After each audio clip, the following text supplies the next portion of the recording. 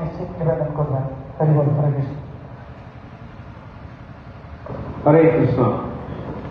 আজ এই পবিত্র অনুষ্ঠান মঞ্চে উপস্থিত প্রভু যার প্রবচন শুনছেন আমরা, অন্যান্য প্রভুরা, মাননীয় হেডমাস্টার মশাই রয়েছেন, বিদ্বজ্জনদের, সর্বোপরি আমার সামনে ভক্তমণ্ডলী যারা নিজের জীবনের ধর্মকে, আধ্যাত্মিকতাকে জায়গা দিয়েছেন, নিজের আর্থিক উন্নতির চেষ্টা করছেন, সবাইকে আমার প্রণাম।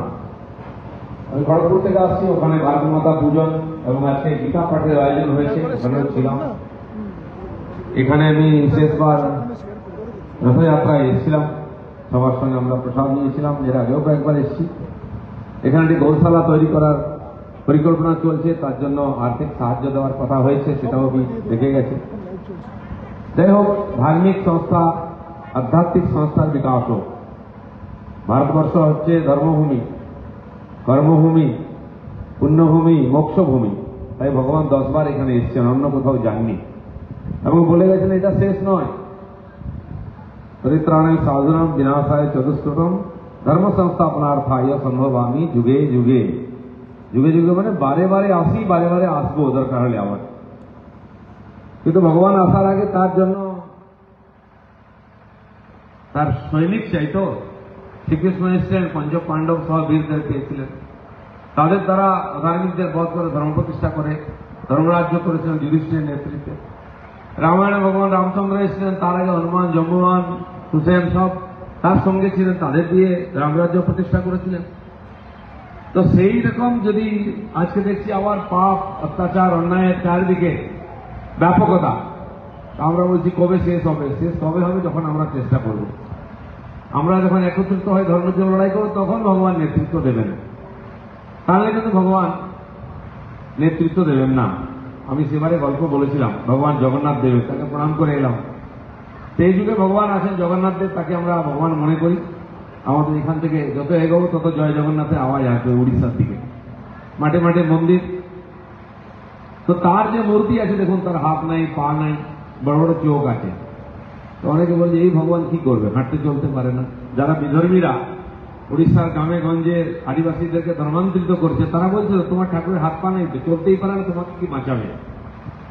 ঠাকুর বলছেন যে আমার হাত পা নেই এই জন্য যে আমি যদি সব করি তোমরা কিছু করবে না। 10 বার এসেও ভগবান এত কিছু বলেছেন, গীতা বলেছেন, আমার মহাভারত, বেদ, উপনিষদ, কিন্তু আমরা ওখানেই আছি, খাই দেয় আর মজা লুটি। সংসার হচ্ছে সুখের কুটি, খাই দেয় আর মজা লুটি। তা আমাদের দায়িত্ব কি, যেটা প্রভু বলছিলেন, এ ধরনের সাধু সন্তান মাঝে মধ্যে আমাদের বলেন যে এটা জীবন, এটা মনুষ্যত্ব, এটা করতে হবে তোমার জীবনে, তবে মোক্ষ প্রাপ্তি হবে এবং এখানে সুখ হবে। তো ভগবান জগন্নাথ বলছেন যে দেখো ভাই, আমি তো 10 বার করেছি, তুমি বেটারা কেউ নড়লেই না, এবারে আমি কিছু করবো না। যেন আমার হাত নাই, হাত থাকলে তো করতে হবে। শুধু তাই না, আমি বেরোবো না, কোথাও যাবো না, কারণ আমার পা নেই। তো কি আছে, আমার দুটো বড় বড় চোখ আছে, চক্রানয়ন। তো কেন চক্রানয়ন? বলে আমি দেখবো তোমরা কি করছো। তা আমরা যদি আমাদের দায়িত্ব পালন না করি, ধর্মরক্ষার চেষ্টা না করি, জীবনের সাধনা তপস্যা না করি, তো নরক ভোগ হবে। আর এখানে নরক ভোগই চলছে চারদিকে, যা দেখছি আমরা। তো সেই জন্য ভগবান বলছেন তুমি করো, আমি সঙ্গে আছি। আগে তো উনি বলেছিলেন, সুদর্শন ধরেছেন, তীর্ধনুক ধরেছেন, কুঠার ধরেছেন, পাপি তাপিদের নাশ করে ধর্মরাজ্য প্রতিষ্ঠা করেছেন। কিন্তু আমরা বলছি মাচা কেটে বাবা, কিছু হলে বাবা আমরা আসুন, উদ্ধার করুন। বলছে তুমি করো। তো বহু বলছেন যারা রাজনীতি করে তারা ধর্মের কথা বলে না, বলতে গেলে তো সৎ হতে হবে, ধার্মিক হতে হবে। তো পাপির মুখে রাম নাম কি করে শুনবেন আপনি? আপনারা দেখেছেন রাম মন্দির প্রতিষ্ঠা হলো, সারা বিশ্ব জুড়ে কি উৎসব হলো, ঐতিহাসিক। কোনদিন সৃষ্টির থেকে এত বড় উৎসব হয়নি যেটা এবারে হয়েছে। তাতে কিছু সামান্য সাধু সন্ত, নেতা, অভিনেতা, এদেরকে ডাকা হয়েছিল। আমরা চাইলেও যেতে পারবো না, এখন যাবেন আপনারা।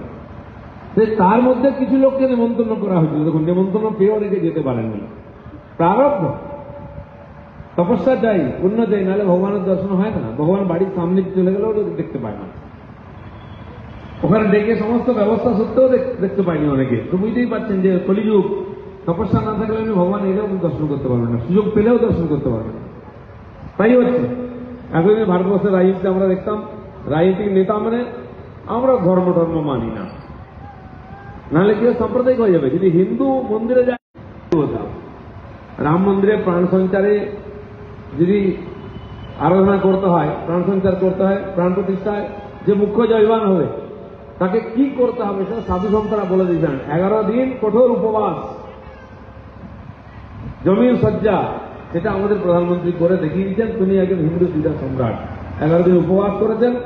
উপবাস অবস্থায় দেশের বড় বড় তীর্থক্ষেত্রে গেছেন, রামেশ্বরে সমুদ্র স্নান করে বাবার দর্শন করেছেন, একাধিক মন্দিরে গেছেন, বাকি সমস্ত বিধি বিধান মেনে তবে তো করেছেন। তাই আজ দেশে এত ঊর্জা, এত শক্তি, সামর্থ্য নির্মাণ হয়েছে। আপনারা শুনেছেন হয়তো, যিনি মূর্তি তৈরি করেছেন তিনি কর্ণাটকে একজন যুবক। তিনি এমনি অশিক্ষিত আমাদের যেমন থাকেন সেরকম নয়, তিনি MBA পাস করা, লেখাপড়া জানা ছিল। ভালো চাকরি করতে বলেছিলেন বাবা, সেটা ছেড়ে দিয়ে উনি মূর্তি তৈরি করতে এসেছেন। যেটা আমাদের দিল্লিতে নেতাজি মূর্তি লেগেছে উনি তৈরি করেছেন ইন্ডিয়া গেটে। যেটা শঙ্করাচার্যের মূর্তি লেগেছে ওখানে আমার পাহাড়েতে কেদারনাথ, সেটা প্রধানমন্ত্রী উদ্বোধন করেছেন, সেটা উনি তৈরি করেছেন। আর এই রামের মূর্তি 5-5.5 বছরের বালক রামের মূর্তি তৈরি করেছেন। উনি কি বলেছেন, যতক্ষণ মূর্তি তৈরি করে ছিলাম, যেই প্রাণ প্রতিষ্ঠা হয়ে গেল মূর্তি পাল্টে গেছে। তিনি বলছে আমি চিনতে পারছি না, পাল্টে গেছে মানে সত্যি সত্যি তার মধ্যে প্রাণ প্রতিষ্ঠা হয়েছে। তার চেহারা, মোড়া, চোখ, নাক, মুখের হাসি সব পাল্টে গেছে। এটা মূর্তিকার বলছেন, কাঁদছেন বলতে বলতে। ওই সময় যারা উপস্থিত ছিলেন, ওই দৃশ্য যারা দেখেছেন, সবার চোখে জল এসছে। সে যেই হোক, যে অভিনেতারা ছিলেন তারা তো সিনেমার সময় কান্নাকাটি করেন আপনাদেরকে দেখাবার জন্য, গ্লিসারিন লাগান, ওখানে গ্লিসারিন লাগান না, সত্যি সত্যি অসুর পাস হয়েছে। সাংবাদিকরাও বলেছেন এরকম অভিনব পরিবেশ, এর যে শক্তি সারা বিশ্বে, সারা ভারতবর্ষের মানুষ তার থেকে লাভবান হবেন। তো আজকে এবং সেই প্রধানমন্ত্রী আগামী 8 তারিখ দুবাইতে গিয়ে আবার মন্দির উদ্বোধন করবেন। তিনি ওখানে ভিত্তিপ্রস্তর রেখে দিয়ে এসেছিলেন যে দেশে ইসলাম ছাড়া কোনো আরাধনা হয় না, সেখানে হিন্দু মন্দির হচ্ছে। এটা আমাদের ধর্মের, আমাদের যে পূর্বপুরুষদের তপস্যার যে ফল, সেই শক্তিতে বিশ্বজুড়ে হিন্দুত্বের জয়গান হচ্ছে। আর আজকে গর্বের বলো হিন্দু হয় আমরা বলতাম, আজকে লোকেরা বলতে আরম্ভ করেছে। যারা ভয় পান আমি যাব মন্দিরে, ওরা কি ভাববে যারা বলে তার ধর্মের প্রতি শ্রদ্ধা নাই, অন্যের দিকে তাকিয়ে ধর্ম পালন করছে, আমার ধর্মের অপমান। আর না হলে নির্বোধ, সে নিজের ধর্ম সম্বন্ধে জানে না। বিশ্বের মধ্যে শ্রেষ্ঠ আমাদের ধর্ম। আমরাই বলেছি সর্বে কি সুখিনা সন্তু, সর্বে সন্তু নিরাময়াহা, সর্বে ভদ্রাণী পশ্যন্তু, মা কশ্চিৎ দুঃখ ভাগ বলে। পৃথিবীর কোন সভ্যতা, কোন ইতিহাস, কোন ধর্ম বলেনি যে সবাই সুখী হোক। ইসলাম বলছে আমরা সুখী হই, ইসলামরা তাদের ভালোবাসা, ভাই ভাতিজা তাদের ধর্মের মধ্যে। খ্রিস্টান তাই, কেউ বলেছে বেশিরভাগ লোকের জন্য বেশিরভাগ সুখ। ভাই যারা কম থেকে গেল কি অন্যায় করেছে? সুখ হলে সবার জন্য সুখ। সর্বে কি সুখী না শান্তি, সবাই সুস্থ থাক, সুখী থাক, কষ্ট না পায়, এটা আমরা প্রার্থনা করি। আমরা যে পুজোর উপরে শান্তি দিই, বাড়িতে ঠাকুর মশাই আসেন, সেখানে শান্তি মন্ত্র হয়, বিশ্ব শান্তি, প্রকৃতির শান্তি, পৃথিবীর শান্তি। আমরা বলি না যে আমার বাড়িতে শান্তি হোক, স্বামী স্ত্রী ঝগড়া হয়, ভাই শান্তি হয়ে যাক, টাকা পয়সা খরচা করেন না। গ্রাম নয়, শহর নয়, দেশ নয়, বিশ্ব প্রকৃতিতে শান্তি আসুক, নাহলে আমরাও শান্তিতে থাকতে পারবো না। বিশ্বের যুদ্ধ বেড়ে গেছে, ইউক্রেন রাশিয়া, এখানে পেট্রোলের দাম বেড়ে গেছে, ডিজেলের দাম বেড়ে গেছে, জিনিসপত্রের দাম বেড়ে গেছে। এখানে বিশ্ব এক পরিবার, এটা আমরাই মনে করি, বসুন্ধরা বলেছি আমরা। তো সেই জন্য এই যে ধর্ম আমাদের বিশ্বের শ্রেষ্ঠ ধর্ম, 10 বার ভগবান এই ভারত মাতার করে খেলেছেন, এই দেশ শ্রেষ্ঠ, এটা যে বুঝতে পারেনি তার জন্মই বৃথা হয়ে গেল। এই ধর্ম প্রভু বলছিলেন মানুষের ধর্ম, আমাদের শাস্ত্র বলেছে দুর্লভম ভারতে জন্ম মনুষ্য তত্র দুর্লভ। এই যে ভারত ভূমি যেখানে ভগবান জন্মগ্রহণ করেছেন, এখানে আপনি কীট পতঙ্গ পশু হয়ে যদি জন্মগ্রহণ করেন তাও শ্রেষ্ঠ।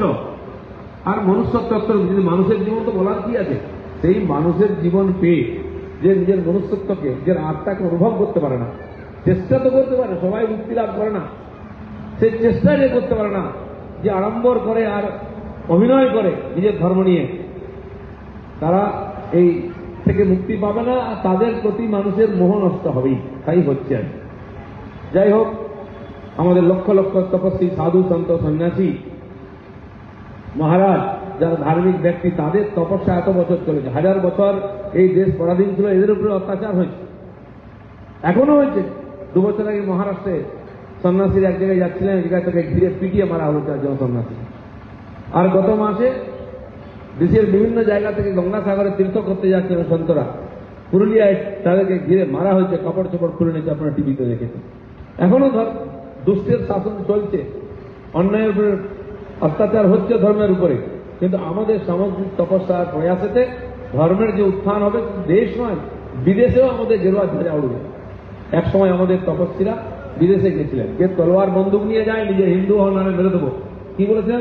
শ্রীনন্দু বিশ্বে অমৃতস্য পুত্র আহা, যে হে বিশ্বের সমস্ত অমৃতের পুত্রগণ, শুনুন আমরা কি বলেছি।